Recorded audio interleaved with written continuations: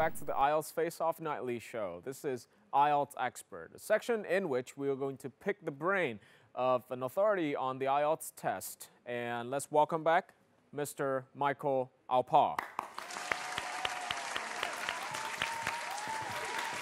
Hey. Yes, man. Nice shirt. Good to be back. Thank you. you. Thank you.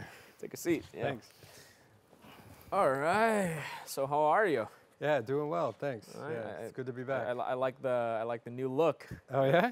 In this episode, our very own Thảo Tâm went to Buôn Mê Thuột, and we all know Buôn Mê Thuột is kind of synonymous for the coffee. But in this episode, she got to try another local staple, which is the red vermicelli noodles.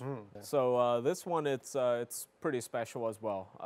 Especially I actually like all dishes with like crispy pork lard on top. Yeah, that sounds great. Makes everything better. So is it red because it's spicy?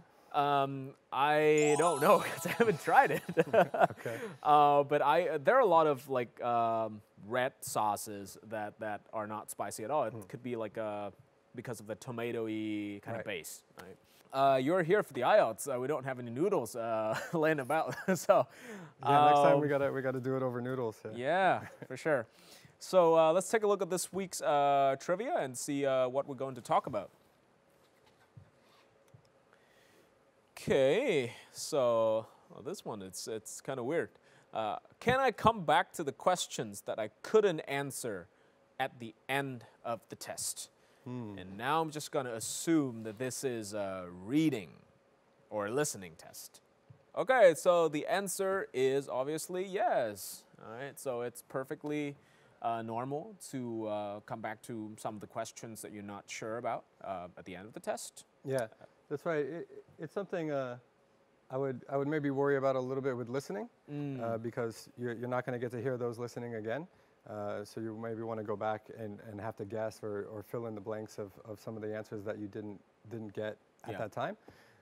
But with reading, you can bounce around and answer them in any order that you want.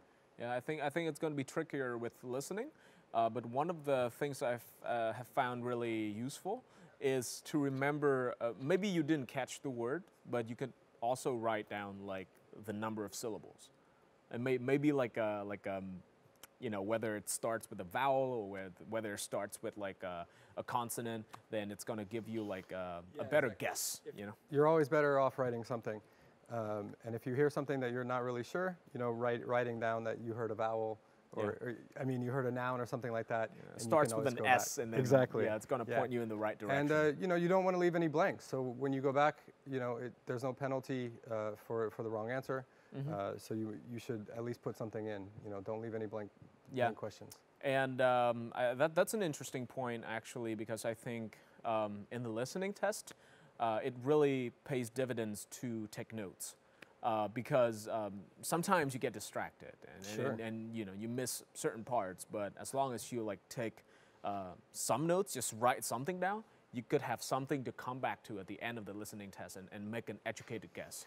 Yeah, I think that's great advice. You know, with the listening test, you've got that sheet that you can write on, you know, make notes, write yourself questions or whatever you need to do, whatever you heard, you know, write that down, and then your answer sheet obviously is going to be your final answer. But take advantage of that space that you can make notes and really use it. And it really works. All right, so that's some really useful pointers about the listening test.